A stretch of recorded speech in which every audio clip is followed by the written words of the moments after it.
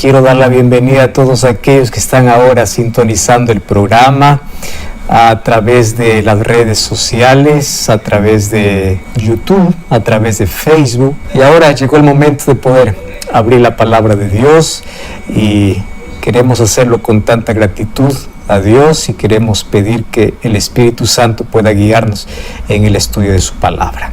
Acompáñanos. Antes de poder abrir la Biblia, vamos a orar. Querido Dios, queremos darte gracias por este momento especial donde queremos oír tu voz y estamos reunidos no en un templo físico, más a través de medios, a través de redes sociales que nos permiten acortar distancias, más nos permiten estar unidos para poder adorarte. Y queremos que puedas aceptar nuestra adoración, que puedas aceptar nuestra entrega, que puedas aceptar nuestra oración, nuestra alabanza. Y ahora queremos escuchar tu voz. Nuestra mente está dispuesta para poder escuchar el mensaje que tienes para nuestra vida.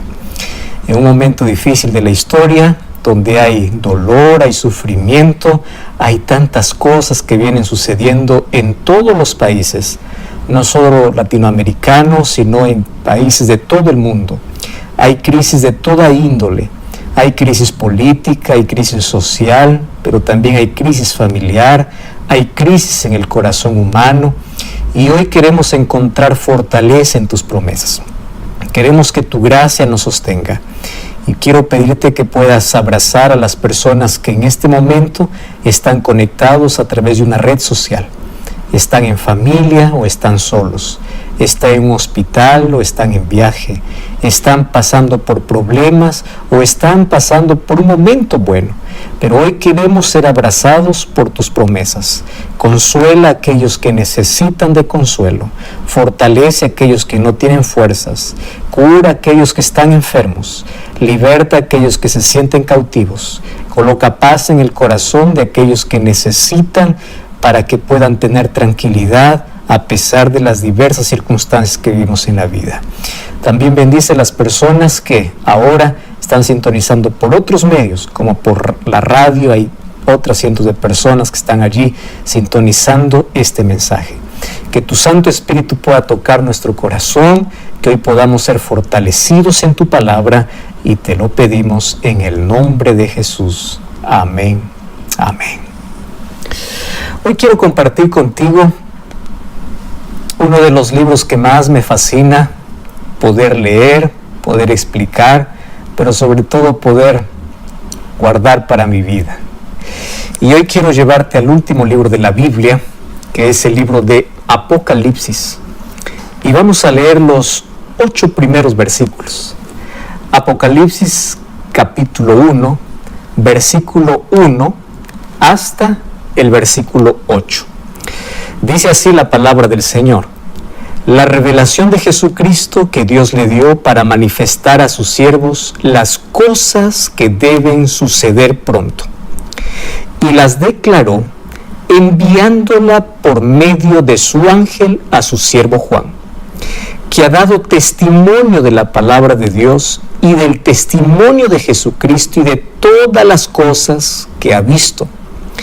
Bienaventurado el que lee, los que oyen las palabras de esta profecía y guardan las cosas en ellas escritas, porque el tiempo está cerca. Juan a las 7 iglesias que están en Asia: gracia y paz a vosotros, del que es y del que era y del que ha de venir, y de los 7 espíritus que están delante de su trono, y de Jesucristo el testigo fiel, el primogénito de los muertos y el soberano de los reyes de la tierra, al que nos amó y nos lavó de nuestros pecados con su sangre, y nos hizo reyes y sacerdotes para Dios su Padre. A Él sea gloria e imperio por los siglos de los siglos. Amén. He aquí viene con las nubes, y todo ojo lo verá, y los que le traspasaron, y todos los linajes de la tierra harán lamentación por Él. Sí, amén. Yo soy el Alfa y el Omega, principio y fin, dice el Señor, del que es, el que era y el que ha de venir, el Todopoderoso.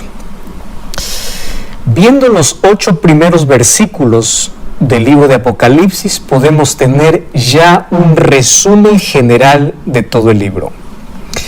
Escribir un libro sin duda no es nada fácil. Sin embargo, cada escritor bíblico, siendo guiado por el Espíritu de Dios, colocó diferentes maneras de poder llamar la atención de cada lector. Solo que cuando llegamos al libro de Apocalipsis encontramos que es un libro escrito de manera particular. Número uno, porque es para el tiempo del fin. Quiere decir que es el libro que tenemos que leer hoy con más urgencia. Es el libro que nos ubica en qué parte de la historia estamos. Es el libro que puede traer esperanza para la familia, esperanza para un mundo quebrado, esperanza para una vida destruida, esperanza para un cristiano desanimado. Apocalipsis es la revelación máxima de Jesús mostrada para uno de sus discípulos, a quien él se considera el discípulo amado. Si ustedes revisan lo que escribe Juan, Juan no solamente escribe Apocalipsis, Juan escribe el Evangelio de Juan, 3 cartas, que es primera, segunda y tercera de Juan, y el libro de Apocalipsis. Lo que resalta Juan en sus cartas y en su Evangelio es Cristo. Cristo en su esplendor, de amor, de poder. El Evangelio de Juan lo escribe bajo 7 milagros para mostrar la divinidad y el poder de Cristo. En las cartas explica de qué manera retribuimos nuestro amor a ese gran amor que es Jesús. Y el libro de Apocalipsis tiene un giro en la manera de cómo él escribe, pero antes tenemos que entender el contexto, porque este es un libro particular al cual muchos tienen miedo a abrir sus páginas porque tienen un concepto equivocado. Y para eso veamos un poco en qué momento se escribe este libro. En el año 96 o 95, 96 después de Cristo, aparece Juan como el último discípulo de Jesús que aún está vivo. Todos los otros discípulos de Jesús ya han muerto, y han muerto bajo las peores circunstancias. Algunos fueron echados al mar, murieron ahogados, otros fueron decapitados, otros fueron crucificados, como el caso de Pedro, que murió crucificado cabeza para abajo.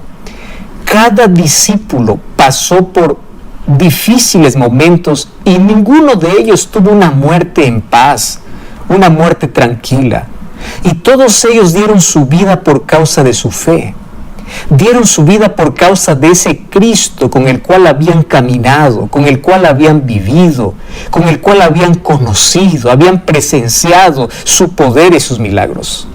Así que el sufrimiento para ellos fue parte de su experiencia, pero mayor era su amor por Jesús a renunciar su fe por Jesús.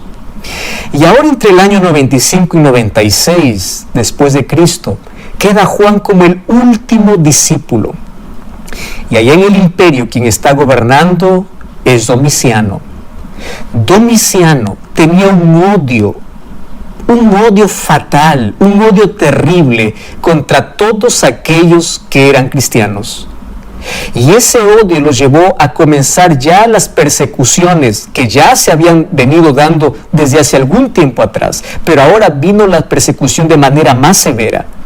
Muchos discípulos de Jesús fueron muertos en este periodo, pero aún quedaba uno que no le gustaba ver, uno que no le gustaba escuchar, uno que sabía que todavía, a pesar de su avanzada edad, tenía una fe inquebrantable. Los años iban pasando, pero su fe iba cada vez renovándolo. Y ese era Juan. Entonces, Domiciano condenó para que Juan pueda ser muerto como los otros. Pero en la providencia divina, él no fue ejecutado como los otros. Él no fue decapitado, no le cortaron la cabeza como a los otros. Dice la historia bíblica los registros históricos que Juan fue echado o lanzado a un perol de aceite hirviendo. Yo no sé si alguna vez te quemaste con aceite.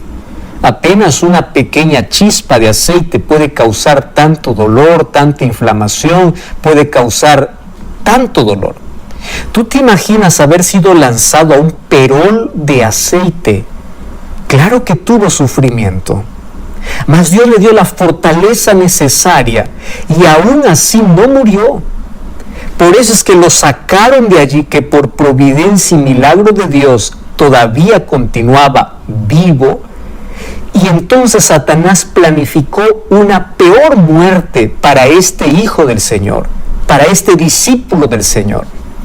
¿Y cómo Satanás quiso acabar con Juan? No como los otros. Él dijo: yo con Juan voy a verlo morir lentamente, diariamente. ¿Y cuál era la estrategia del enemigo? Que Juan pudiese morir en la soledad, que Juan pudiese ser enviado allá donde se envían los criminales para cadena perpetua. Y esa cárcel quedaba en una isla, que era la isla de Patmos. La isla de Patmos, para el tiempo de Juan, era la isla más peligrosa. Nadie podía escapar de allí.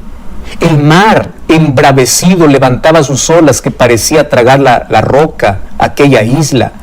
Cualquier persona que va a esa isla, que iba a esa isla, no podía descansar una noche tranquilo.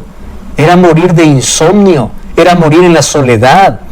Y aunque él ya está anciano, Satanás dice: este va a morir lentamente, porque fíjate, la soledad te puede llevar a otras enfermedades mentales. La soledad puede ser la causante para que una persona pueda entrar en depresión. La soledad puede ser causante para poder uno en algún momento sentirse tan abandonado y optar por el suicidio. Nosotros hoy estamos aislados, es verdad, por una pandemia, pero no estamos completamente solos. Tenemos una familia que es el soporte, y aunque cede, hay personas que inclusive en esta pandemia estuvieron o se sintieron abandonados por todo el mundo y hoy están lidiando, están luchando contra alguna enfermedad mental, y una enfermedad mental puede destruirte lentamente, acabarte a los pocos.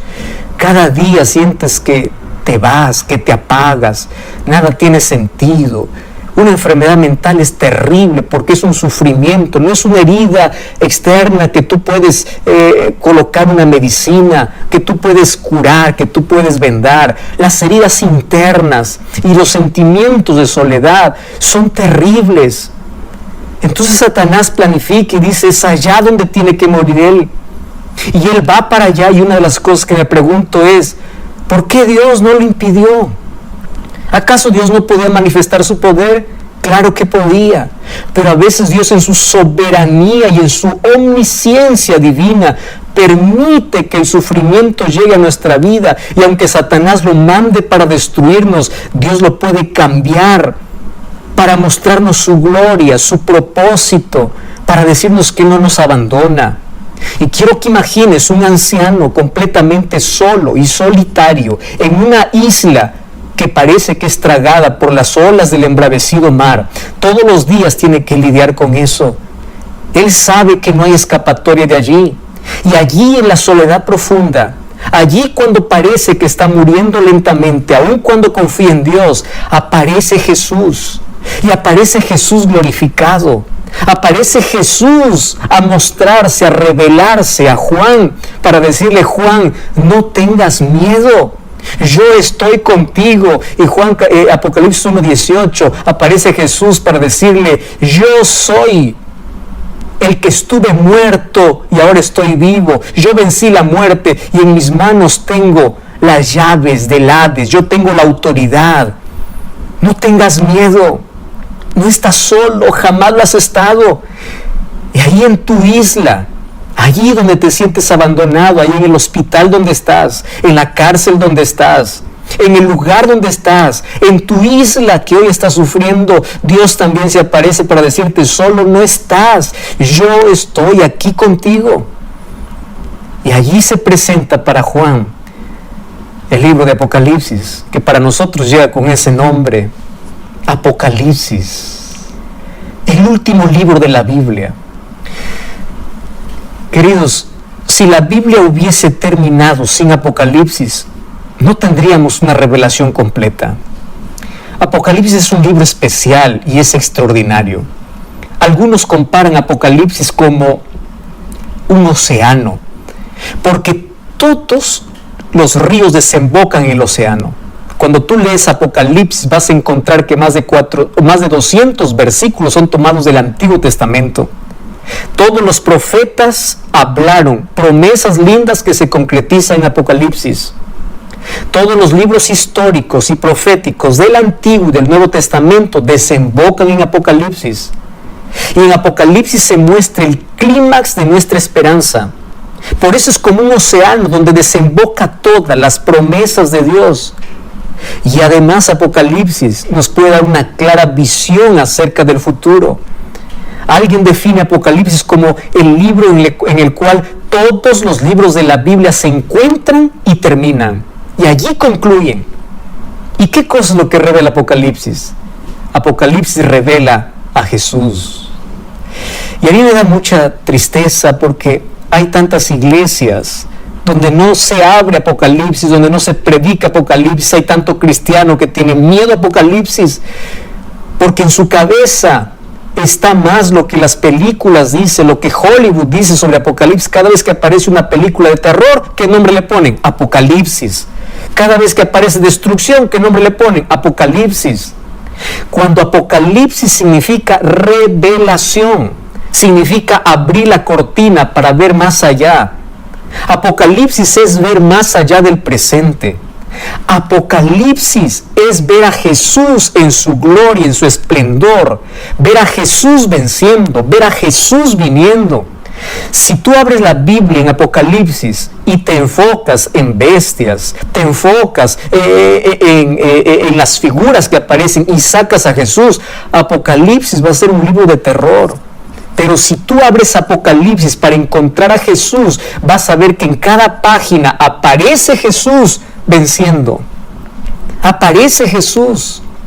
Y los 8 primeros versículos que yo acabo de leerte es un resumen general de lo que es el libro de Apocalipsis.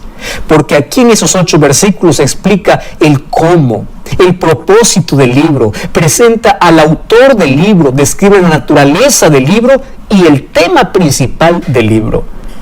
Claro que hoy no tengo el tiempo para poder colocar detalles, pero quiero mostrarte algunas cosas que me llaman la atención tomando los 8 primeros versículos del libro de Apocalipsis. Número 1, Apocalipsis comienza diciendo: esta es la revelación de Jesús. Juan comienza escribiendo: no voy a escribir lo que me parece, no voy a escribir lo que aprendí con mi experiencia, no voy a escribir lo que otros dicen.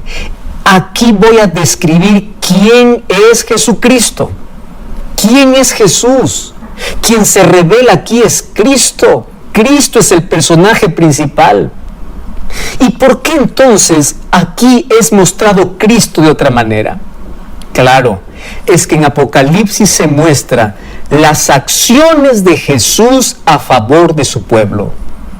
Y esto a mí me encanta. Si tú eres un hijo de Dios, si tú tienes fe en Jesús, lee Apocalipsis y vas a ver cómo tu Dios lucha por ti, vence por ti, cómo Dios hace lo que hace por ti. Y otra vez te repito, si quitas a Cristo de Apocalipsis, será un libro de terror, será un libro de fantasía. Pero si colocas a Cristo como el centro, será un libro de esperanza. Mira, no existe otro libro en la Biblia que le ponga tantos títulos a Jesús como el libro de Apocalipsis. En Apocalipsis Jesús aparece como la luz, aparece como el novio, aparece como el esposo. En Apocalipsis Jesús aparece como el pastor. En Apocalipsis Jesús aparece como el león de la tribu de Judá. En Apocalipsis Jesús aparece como el cordero. Más de 28 veces habla Apocalipsis sobre el Cordero de Dios, y ese Cordero es Jesucristo. En cada página vas a encontrar el diablo levantándose y Cristo apareciendo. Y aquí voy a lo segundo. El segundo concepto de estos 8 primeros versículos que acabamos de leer. Apocalipsis 1 dice: quiero escribir las cosas que van a suceder. Y quiero que me prestes atención porque esto es interesante lo que voy a decirte. Los eventos que suceden en la historia no son casualidad. Voy a repetir esto y quiero que se te quede grabado. Los eventos que suceden en la historia no es el fruto de la casualidad. No. Entre la cruz y la segunda venida de Jesús hay cosas que deben suceder, hay eventos que tienen que acontecer. Y Juan te dice, quiero asegurarte que las cosas que suceden en la historia están bajo el control de Dios, no bajo el control humano, no bajo el poderío humano. Está bajo el control de Dios porque Dios es quien conduce la historia. Las cosas pueden estar de cabeza, las crisis pueden aumentar, pero quiero que sepas que hay alguien que está conduciendo la historia hacia un final. Por eso es que te voy a revelar, para que no te sorprenda que las cosas que van a venir son parte de el final de la historia. Por eso es que me encanta Apocalipsis, porque veo un Dios que conduce, un Dios que tiene el control, un Dios que continúa en el trono, un Dios que gobierna. Y aunque parece que el mal gana, no ganará porque Dios tiene la última palabra. Aunque parece que Satanás vence, no vencerá porque Dios ya lo derrotó. En Apocalipsis encuentro que las cosas que suceden en este mundo no deben sorprenderme. Por eso es que la persona que lee la Biblia no se asusta con las cosas que suceden. Cuando entiende que los acontecimientos de esta vida son parte de que hay un Dios que controla todo, no se sorprende, no se asusta, no se atemoriza, porque sabe que hay un Dios que está controlando todo. Un cristiano no teme, un cristiano no tiene miedo. Y sabes, antes de que Juan diga las cosas que van a suceder, Juan dice, ahora sí, voy a comenzar saludando. Y esto a mí me sorprende, porque lo normal es que él comience saludando, ¿verdad? Lo normal es que comience diciendo, yo Juan escribo para las 7 iglesias, pero no lo escribe en el versículo 1. Primero dice, Cristo va a ser revelado. Número 2, atento a las cosas que van a suceder. Te voy a demostrar muchos eventos en la historia y no te asustes, porque van a suceder. Ahora sí te saludo. ¿Y por qué coloque el saludo justamente en el versículo 4 hasta el versículo 6? Y comienza su saludo diciendo, gracia y paz. Mis queridos, porque lo único que nos va a sostener en los momentos más difíciles de la historia es la gracia de Dios y la paz de Cristo. Gracia y paz. Y Juan aquí coloca dos palabras, una palabra en griego y una palabra en hebreo. Gracia, charis, paz, shalom. Shalom era el saludo común para ellos. Es como para nosotros decir, hola, ¿cómo estás? Buen día. El saludo para ellos era shalom. Pero la palabra shalom lo coloca después de charis. Charis significa gracia. Porque aquí Juan me quiere enseñar que esto es más que un saludo. Gracia es la seguridad que tengo de la salvación a pesar de que las cosas estén mal. Y shalom es la paz que Cristo coloca en mi vida aun cuando haya cosas que no entienda. Va a haber momentos oscuros en la vida, va a haber crisis política, crisis económica, crisis social, va a haber todo tipo de crisis, pero allí la gracia, charis y shalom y la paz de Jesús te va a sostener. Por eso es que el último versículo de Apocalipsis 22:20 dice que la gracia de Jesús esté con ustedes todos los días. Que la gracia de Jesucristo esté con ustedes. Amén. ¿Cómo termina la Biblia? Con la gracia de Cristo. ¿Cómo comienza Apocalipsis? Con la gracia de Cristo. Porque aquel que desprecia la gracia de Dios vive en la desgracia de la vida. Pero aquel que acepta la gracia de Dios tiene paz en el corazón. Eso no significa que va a estar libre de sufrimiento. Eso no significa que no va a pasar por dificultades. Pero la paz de Cristo, que viene resultado de la gracia que has aceptado en tu vida, te va a ayudar a fortalecerte, te va a ayudar a continuar, te va a dar esa paz, ese bienestar completo que viene como resultado de la gracia de Jesús. Y ahora después comienza a hablar del punto principal del libro. Y el versículo 7 dice: he aquí, Él viene en las nubes y todo ojo lo verá. Quiero que sepas, dice Juan, Cristo viene. Antes de mostrarte qué va a suceder antes de su venida, quiero que sepas que Él viene. Y Él aquí nuevamente mezcla dos palabras.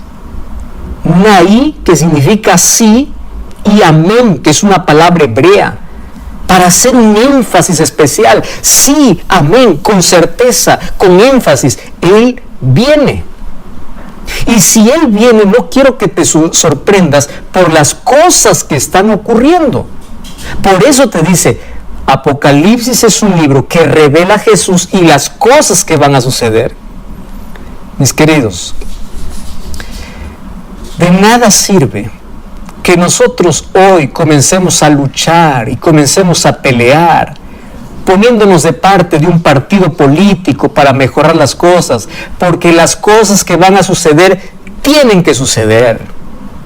De nada sirve confiar en un político, en una ideología. De nada sirve creer en propuestas que las cosas que vienen van a mejorar. No, esto no es un pensamiento fatalista.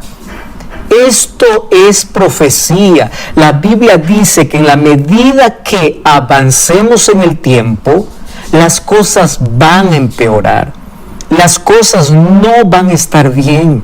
Mayor oscuridad vendrá sobre la tierra mientras Jesús está volviendo. Mientras más oscura sea la noche, más cerca está el amanecer. Pero cada vez va a haber mayor confusión, mayor crisis en todos los aspectos. Por eso es que el cristiano, ¿cómo es que toma su posición en medio de la crisis? Aferrándose a Cristo, consagrando su vida, entregando su vida a Jesús, confiando en las promesas de Dios. Y cada vez que sucede algo, él cree, se aferra que Cristo es su ancla segura. Y aquí me sorprende la manera como Juan presenta a Jesús. Y dice, Él es el que vive y estuvo muerto. ¿Por qué lo presenta de esa manera? Porque nuestra mayor amenaza en la vida es la muerte. No existe mayor amenaza que eso. Es la muerte. Y aquí Juan dice, mira, aquel que viene es aquel que destruyó tu mayor enemigo.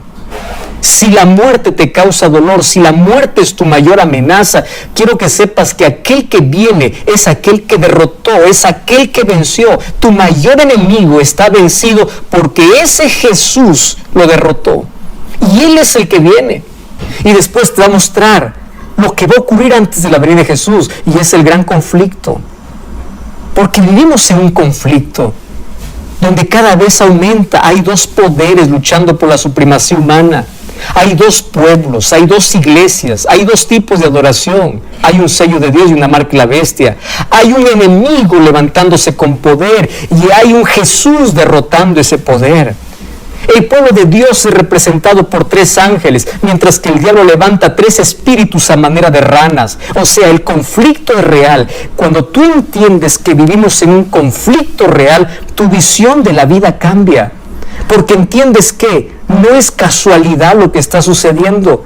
Vivimos en un conflicto donde el sufrimiento es real, la muerte es real, pero también la victoria es real. Y sabes que Apocalipsis presenta 7 bienaventuranzas. ¿Recuerdas que Jesús presentó 5 bienaventuranzas en el libro de Mateo? ¿Cuál es la diferencia de las bienaventuranzas de Mateo con las bienaventuranzas de Apocalipsis? Las bienaventuranzas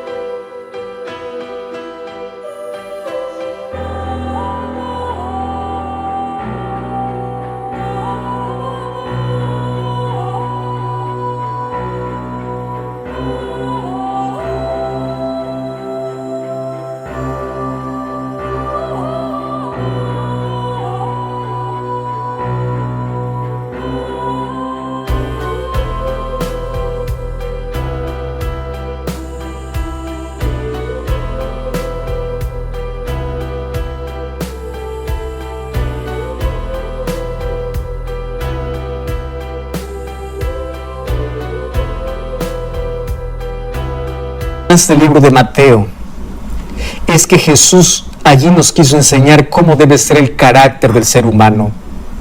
El ser humano debe comenzar siendo humilde. Por eso dice, bienaventurados los pobres en espíritu. Bienaventurados los pobres, aquel que reconoce su pobreza espiritual. Bienaventurados los que lloran porque están arrepentidos. O sea, ser manso, tener limpio el corazón, ser pacífico es el resultado de humildad, reconocimiento y arrepentimiento. En cambio, en Apocalipsis encontramos 7 bienaventuranzas que nos dicen, tú puedes ser profundamente feliz. La palabra bienaventurado es Macarios, que significa profundamente feliz en medio del dolor. Lo que te va a mantener en medio del sufrimiento y del caos político, social de este mundo es Macarios, feliz. Vas a ser, nadie va a robar tu felicidad porque no está en un ser humano, no está en un pastor, no está en una iglesia, no está en un político, no está en lo que diga alguien. Tu fe, tu felicidad va a estar amarrada y va a estar sustentada en la promesa de Jesús. Y allí dice, bienaventurados, la primera bienaventuranza de Apocalipsis, los que leen, los que oyen y los que guardan. Cristo quiere bendecir tu audición. Bienaventurado lo que oyes, pero de nada sirve que oigas y no hagas. De nada sirve que leas y no hagas. Felices los que oyen, leen y guardan. Oír no es simplemente escuchar. Sabes que en la Biblia, en Apocalipsis especialmente, encuentro varias veces el término el que tiene oídos para oír, oiga. Presta atención a aquello que Dios quiere decirte. Yo no sé si alguna vez mientras estabas cambiando de estación radial de una radio para otra, te encontraste en medio con una interferencia. Ese sonido molestoso, ¿verdad? Cuando estás buscando alguna radio, ese shh tan molestoso. Y a veces cuando no se sintoniza bien, no se entiende bien, parece que va y viene. Nuestra mente a veces funciona así. Está con tanta interferencia del mundo, está con tantas cosas de esta vida, que no sintoniza bien la voz de Dios, que olvida que hay un Dios que está hablando, que olvida que hay un Dios que está al control de la historia y se desespera, que su corazón no está en sintonía con las promesas de Dios. Y cuando tu corazón no está en sintonía con las promesas de Dios, te desesperas, te angustias. ¿Y por qué tiene felicidad aquel que oye, lee y guarda? Porque espera el futuro sin miedo. Porque sabe que las cosas que suceden en la vida tiene un Dios que tiene el control.